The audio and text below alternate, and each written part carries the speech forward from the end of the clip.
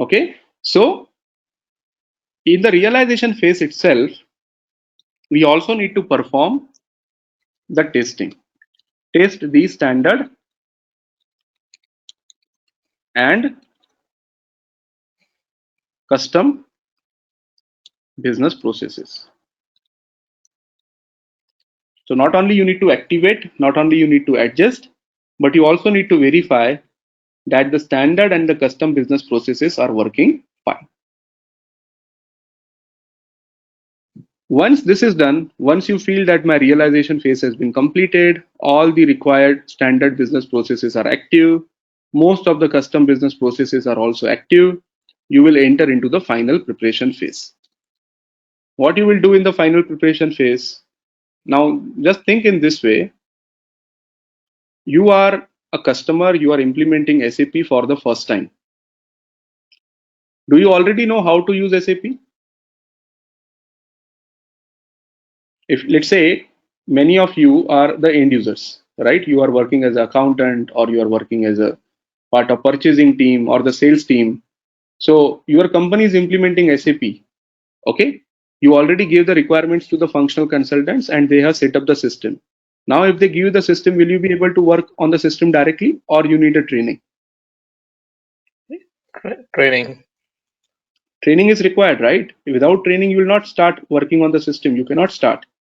Who will provide you the training? Again, a functional consultant will provide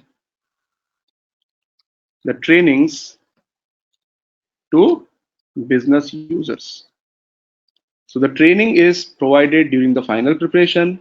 Once the training is provided, you will be getting the server to try your scenarios. If I give you the training, if I tell you this is how the system works, now after I provided you the training, what I will do? I will tell you to test whatever we configured is matching your business requirements or not. So users will perform testing. This is called as user acceptance test.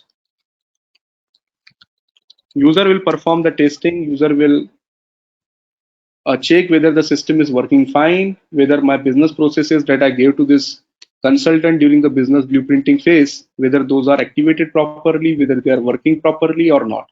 If not, in UAT, there will be lot of issues which will be reported by the end users, by the business users. And you as a functional consultant need to solve those issues only once the user has completed the UAT. Once the user has given you go ahead, yes, everything is working fine as per my business requirements, then only you can say my UAT phase is over. And once your UAT phase is over, you will do preparation for go live. What preparations you will do for go live? So you will start, or you will prepare for data migration. Okay, what do you mean by data migration? So if you want to start using SAP as a customer, there are a lot of customers, vendors, GL accounts which you want to migrate to SAP. Let's assume you want to start SAP from today. You want to book a customer invoice and the customer itself is not created in SAP till now. How will you do the process then? So you want to make sure that whatever customers you are using in your old system, those are also available in SAP. Whatever suppliers you are using in your current system, those suppliers are also available in SAP. Whatever general ledger accounts you want to post, debit, credit, whatever, so those GL accounts also available in SAP.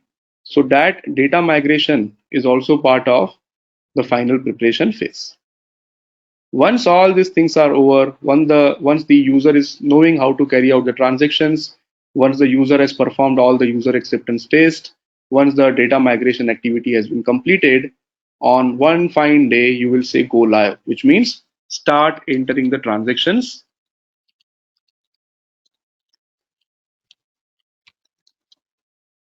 in SAP system. Who will do this? Who will start entering the business transactions in SAP system? Functional consultant? Business users. It is business user, right? Functional consultant work is done. Functional consultant has provided you the system with all the data. He has provided you the training. You have already signed that yes, everything is working fine. So functional consultant job is over. Now it is your system, customer system. They should start using this system going forward. And whenever they will start using system, again, they will realize lot of errors. They will need lot of help in processing the transactions. And that is exactly where the support part will come into the picture. So who will support? Functional as well as technical. So there may be some errors they are facing from the technical side. So functional and technical consultants will provide day-to-day support. Okay, so it is not one-time activity. Every day user will face some problem and you are responsible to provide the solution to that problem in the support phase. Okay, so I'm not making this complicated. There are a lot of activities which are done here. So as of now, I want to keep it simple. So when I say data migration, it is not only data migration for master data, it is data migration for master data, for transactional data. Okay, we will understand all these things in detail, module by module. But as of now, just remember in the final preparation, three important things if you remember, that is fine. Number one, trainings to be provided to the business users. Number two, UAT test should be carried out. And number three, you should prepare for go live. Within preparation for go live, there are a lot of activities which you don't need to worry as of now.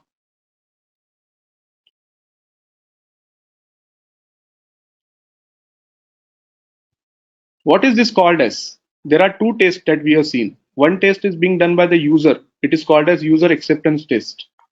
One test is being carried out by the consultant itself in the realization phase.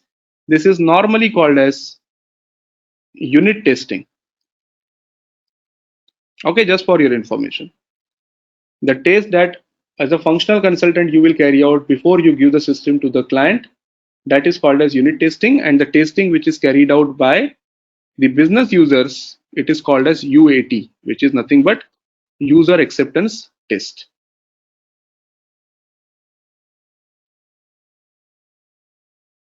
So this is how SAP HCM methodology looks like.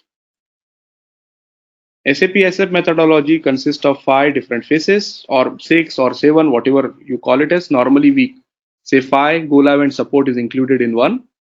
Number 1 is initial preparation, in which all the project management activities, project plan, setting up the team, setting up the infrastructure, whatever is required to enter in the business blueprinting phase is done in the initial preparation. Once you are in the business blueprinting phase, you are responsible to gather all the business requirements and create a proper document for BBP. This document can be a Word document, it can be the PDF document, and before you start working on setting up the system, this document must be signed off by the business. That yes, this is exactly what we are looking for. You enter in the realization phase, you carry out all, you activate the required standard processes. You also may need to adjust the custom processes, so you will take a help of the technical team here. Once these are developed, you will perform the unit testing. After you are 100% sure that yes, whatever was given to us by the business users has been already developed and it is working in the system, you will go to the final preparation phase. You will provide the training to the end users. You will ask them to check the system. They will perform the UAT. After the UAT sign off, you will go for the go live preparation. And once your preparation is completed, you will start entering your business users will start entering the business transactions, and whenever they feel any issues, any concerns, they will come back to you during the support, day-to-day support.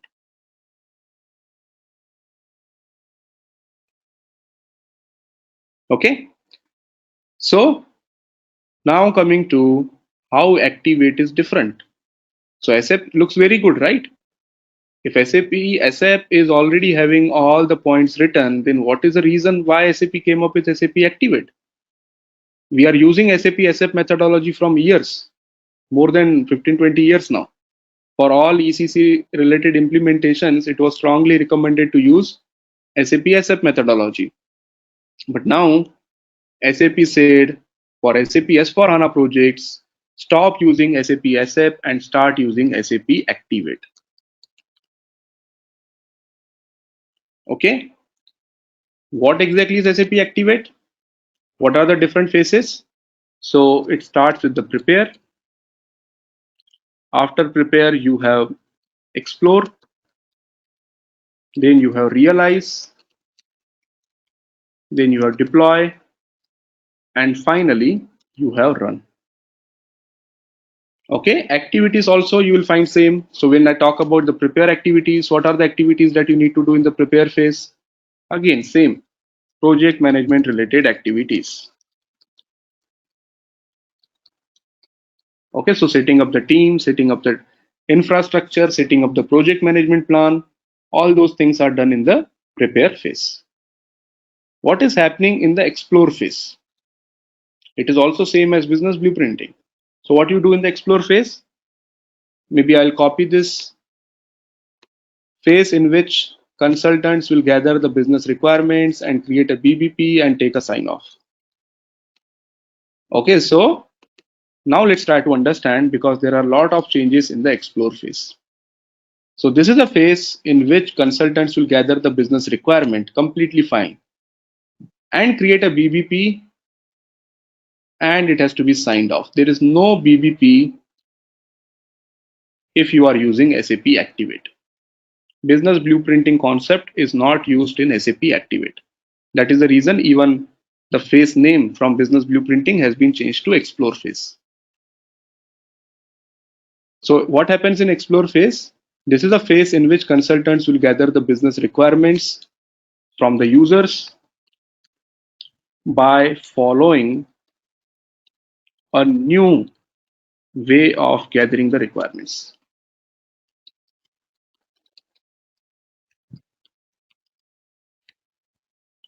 A new way of gathering the requirements. So whatever we were doing in business blueprinting, that is not going to work in SAP Activate. Now the question is what? What is the difference? What is the new way? So if I ask you the simple thing, in business blueprinting phase, how you gather the requirements? I already told you, you will do the interviews, okay, you will conduct the workshops, you will do some observations. Based on this, maybe you will also create a questionnaire, you will send the questionnaire to your business users, asking them how this is handled, how that is handled, so you will get the requirements, right? But when it comes to SAP Activate, definitely in SAP Activate also we can do the interviews, we can do the workshops, we can create the questionnaires, we can do the observations. That is all fine. But there is one new thing which you would be doing here is something new. You will, or a functional consultant will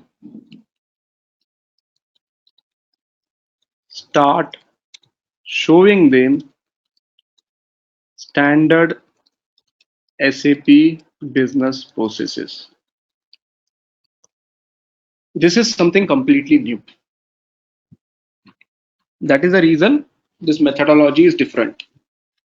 When we understood SAP SF methodology, have I told you to show any system to the business users?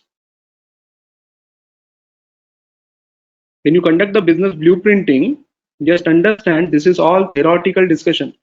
You are not showing any SAP system to the client.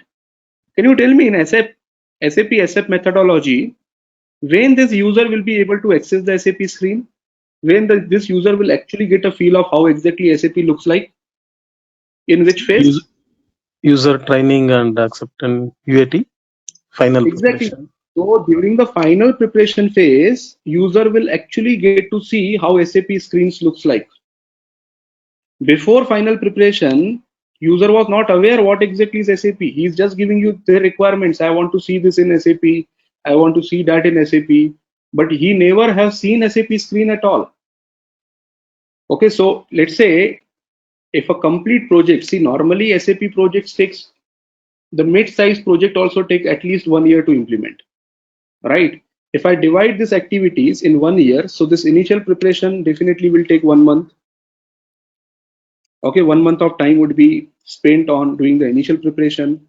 Business blueprinting being a very critical phase, we normally give around 30% of time, which means let's say around 3 to 4 months you will spend on